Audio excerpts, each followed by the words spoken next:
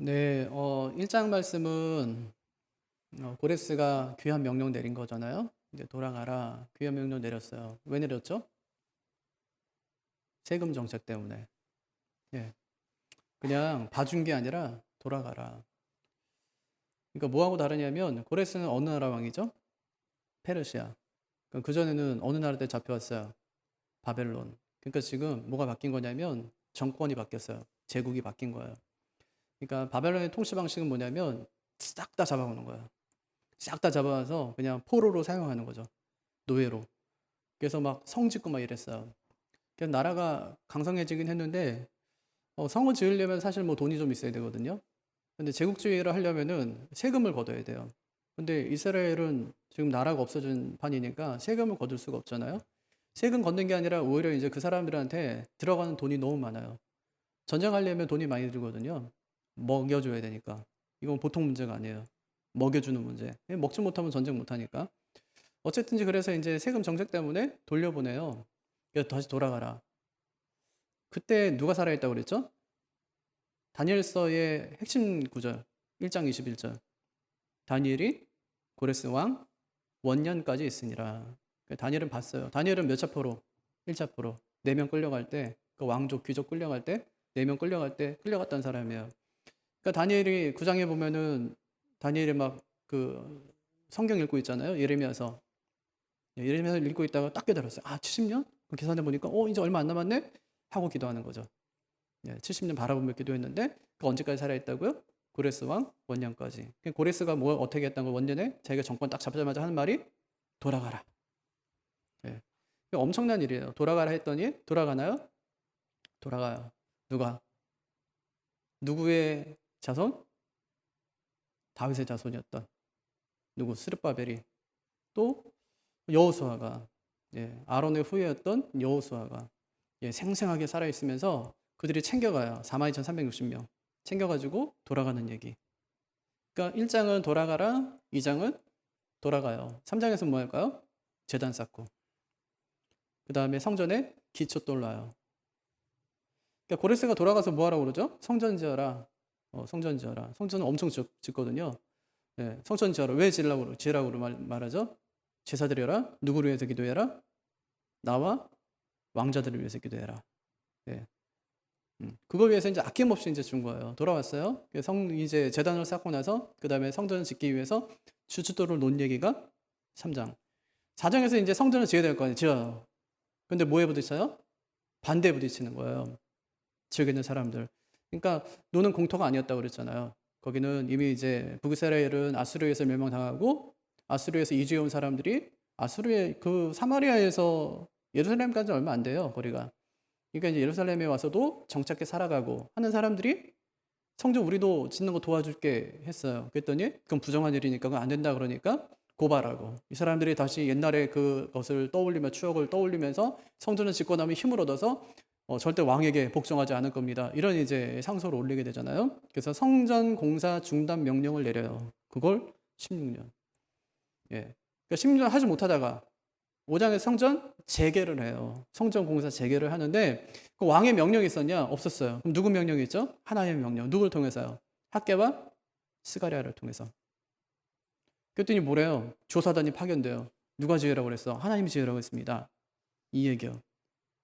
그리고 6장이 뭐냐면 그 이야기를 쭉 이어가다가 진짜 옛날에 뭐 그 당신의 조상이었던 그 고레스가 지으라고 했던 거 왕실 문서에서 한번 찾아보십시오. 해갖고 찾아봤더니 진짜 아닌 게 아니라 그런 얘기가 있는 거예요.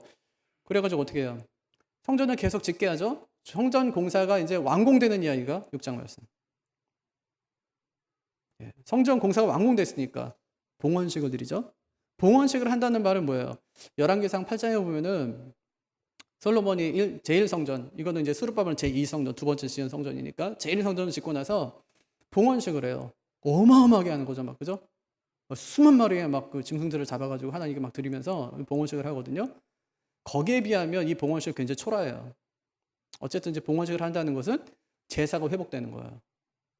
제사만 회복된 것이 아니라 두 번째 절기도 회복돼요. 절기도. 6장은 그런 내용이고 7장은요. 이거는 1차 포로 귀환. 이제 성전 지었어요. 제사 회복됐어요. 그리고 절기가 회복됐어요. 그럼 이제 돌아오잖아요. 2차 기환. 60년 뒤에 누가 데리고 오냐면 이번에는 에스라가. 아닥사스다 왕이. 왕은 바뀌었어요, 이제. 예, 왕이 바뀌어서 아닥사스다 왕이 허락해요. 그러면서 이제 하는 얘기가 똑같아요. 이 하여튼 패턴이 똑같아요. 돌아가는데 네가 갖고 가고 싶은 모든 물품을 다 가져가라 그래요. 이것도 이제 데리고 와요. 데리고 오는데 이번에는 누굴 중심으로 데려오냐면 예배할 사람들을 중심으로 데려와요. 근데 와서 봤더니 어때요? 예배하지 않고 있는 거예요. 예배를 하지 않고 있어요. 성전도 지어졌고 절기도 회복되고 제사도 회복됐는데 이 사람들 보니까 나태해져 있는 거예요. 예. 그래서 예레미야가 에스라가 일으킨 것이 신앙 부흥운동. 예. 그게 2차예요. 2차 포로기환. 그 다음에 3차는 에스라, 느헤미야니까 3차는 느헤미야.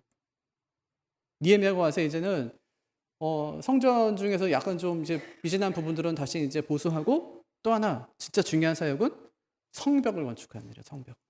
예. 그래서 완전한 모습을 갖추는 거죠. 그게 3차 기환. 예. 3번에 걸쳐서 잡혀갔던 사람들이 3번에 걸쳐서 돌아오는 이야기. 예. 돌아오는 이야기를 하고 있는 것이죠. 그래서 6장의 핵심 구절은 뭐냐면 14절 끝부분에서 15절이에요. 성전을 건축하며 일을 끝내되 다리오 왕 제6년 아달월 3일에 성전 일을 끝내니라. 예, 성전 일을 끝내니라. 이제 성전 공사가 완공되었다는 거예요. 예, 완공됐어요. 이게 어떻게 시작됐냐면 이제 5장 1절에 나오는 그 예언 때문에 시작된 거예요. 그 예언.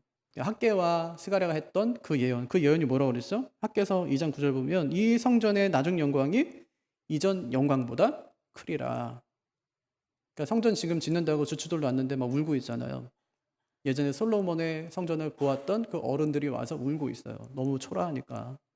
야, 겨우 이것 정도밖에 못 짓나 이래가지고 막 울고 있는 거잖아요. 그랬더니 하는 말이 이 성전의 나중 영광이 이전 영광보다 크다. 이제 그렇게 말한 거예요. 이건 누구 가리킨다고 그랬죠?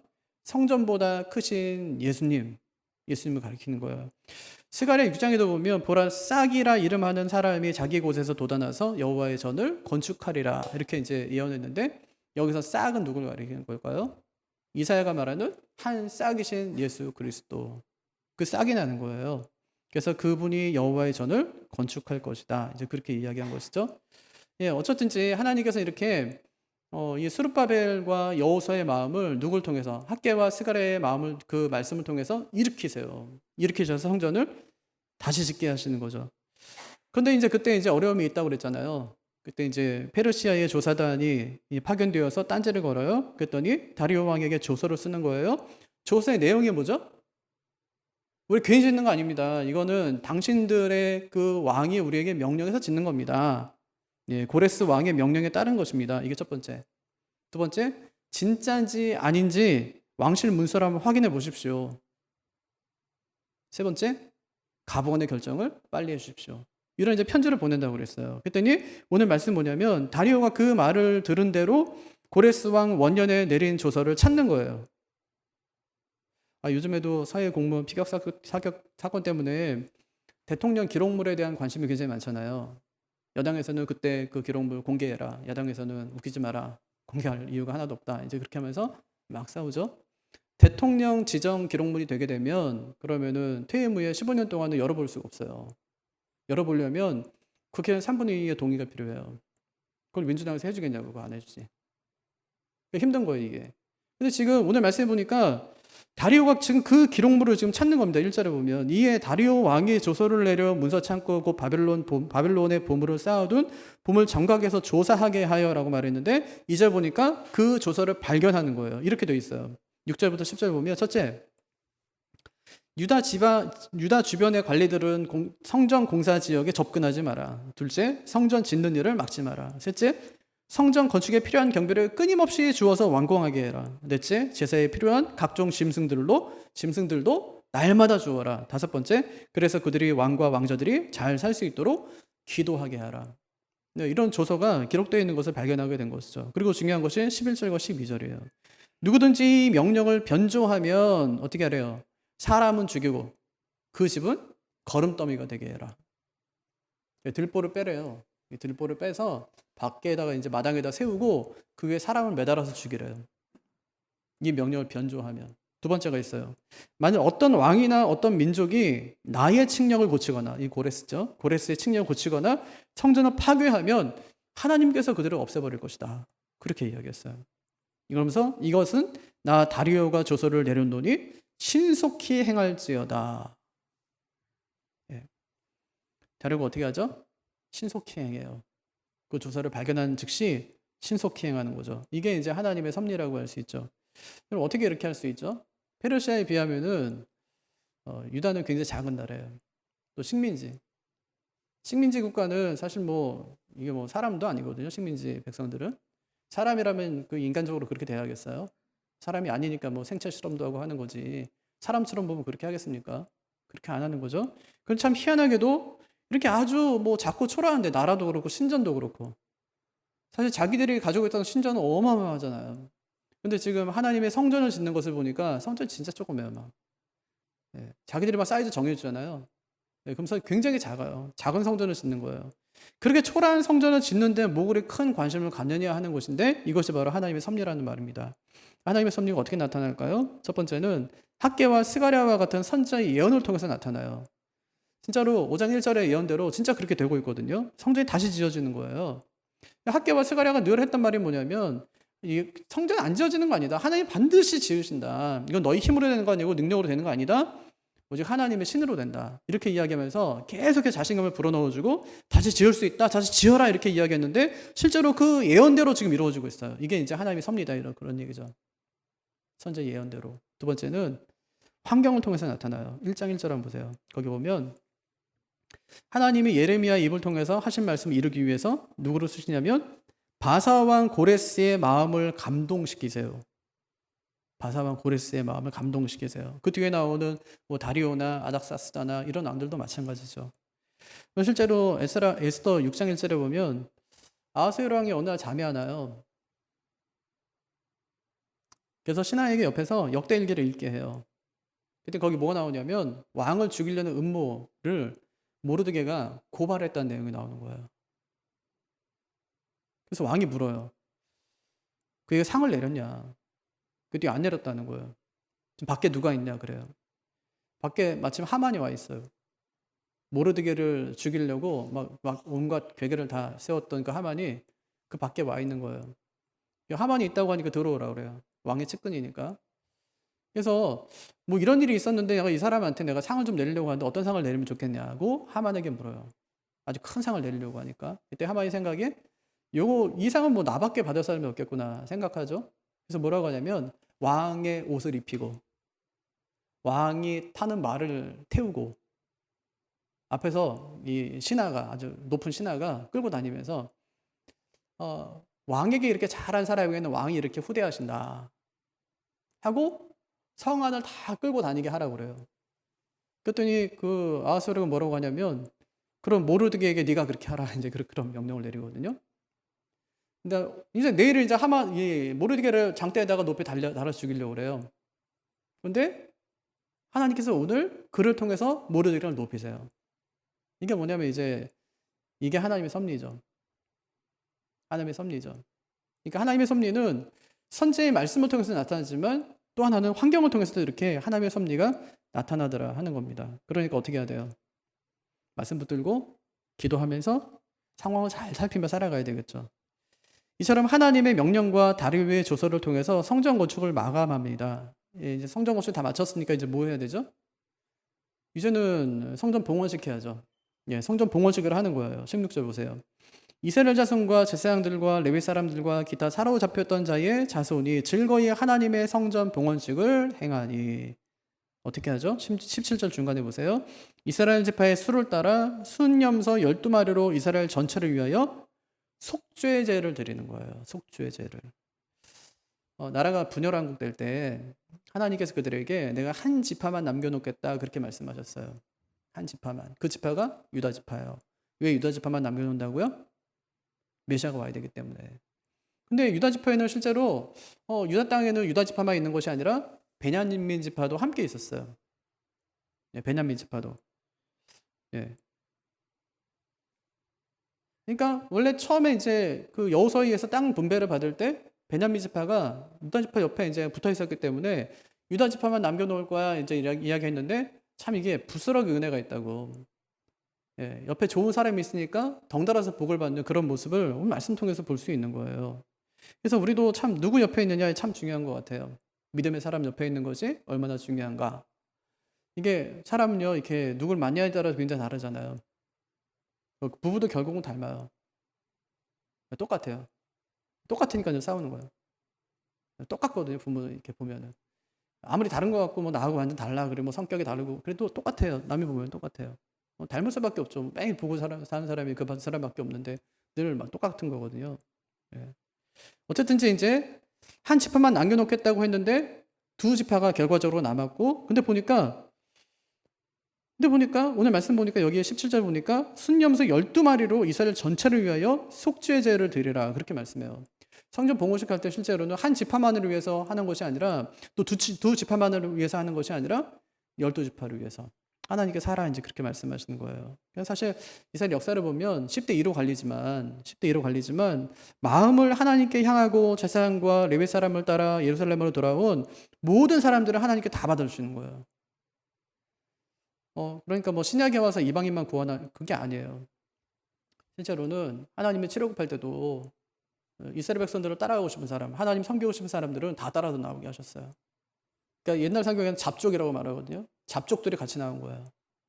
네, 같이 나와서 이 구원 공동체에 같이 이제 그때 들어오게 된 것이죠. 그러니까 지금 남유다에는 유다와 베냐민 지파 사람들뿐 아니라 이스라엘 12지파 사람들이 골고루 다 섞여서 지금 있는 거예요. 그들을 위해서 하나님께서 속죄제를 성전에서 드리게 그렇게 하시는 것이죠. 그래서 두 지파만 아니라 12지파 모두를 위해서 속죄제 드려라 그렇게 이제 말씀하는 거죠. 그래서 에스겔서 37장에도 보면 그 막대기들이 연합하여 하나가 되게 하라 그런 말씀도 있어요. 22절에 보면 그 땅 이스라엘 모든 산에서 그들이 한 나라를 이루어서 한 임금이 모두를 다스리게 하리니 이렇게 하면서 두 민족 되지 않을 거다 한 민족 될 거다 이렇게 계속해서 말씀하세요. 그게 이제 에스겔의 예언이었었거든요. 근데 이 예언이 1차적으로 오늘 말씀에 이루어지는 것이죠. 예. 와서 봤더니 한 족속 그냥 한 지파 사람인 줄만 알았더니 그게 아니라 그 한 지파 안에는 12지파가 다 포함되어 있는 거예요. 다 들어와 있는 거예요. 예, 그래서 순염소 12로 이스라엘 전체를 지금 하나 되게 하시는 거죠. 그런데 궁극적인 성취는 에스겔서 37장 24절이에요. 내 종 다윗이 그들의 왕이 되리니 그들 모두에게 한 목자가 있을 것이라. 이미 다윗은 죽고 없거든요. 그럼 여기서 말하는 다윗은 누굴까요? 예수님이시죠.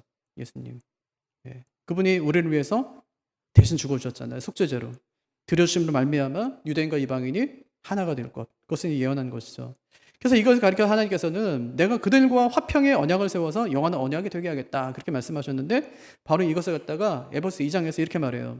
그는 우리의 화평이신지라 둘로 하나를 만드사. 예. 둘로 하나를 만드사. 그러니까 지금 성전 봉헌식이 이루어지는 것은 단순히 5만 명 남짓 돌아온 그 사람들을 위해서만이 아니라 이스라엘 12지파를 위한 것이고 더 나아가서 예수 그리스도를 통해서 구속받을 온 인류를 위한 것이다 하는 것임을 잘 보여주고 있는 것이죠. 이렇게 성전이 회복되어 제사장과 레위 사람들이 돌아오고 제단과 성전이 지어지고 제사가 회복됐어요. 그럼 그 다음엔 절기가 회복돼야 되겠죠. 그러니까 절기 얘기를 지금 하는 거예요.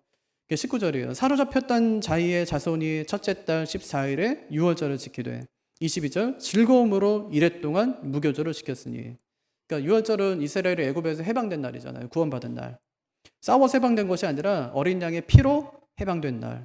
그러니까 성경에 보면 이 신앙 부흥이 있을 때마다 반드시 유월절을 지켜요.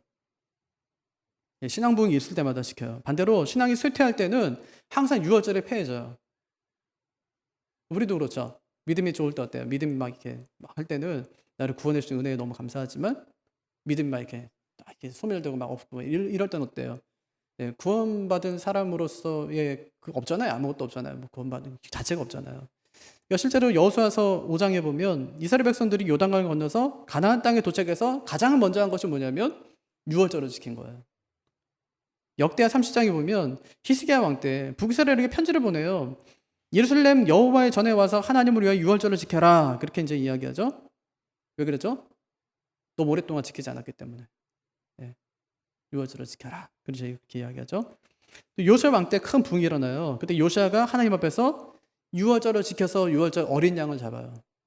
그러니까 신앙 붕이 막 일어날 때는 유월절을 지키는 거예요.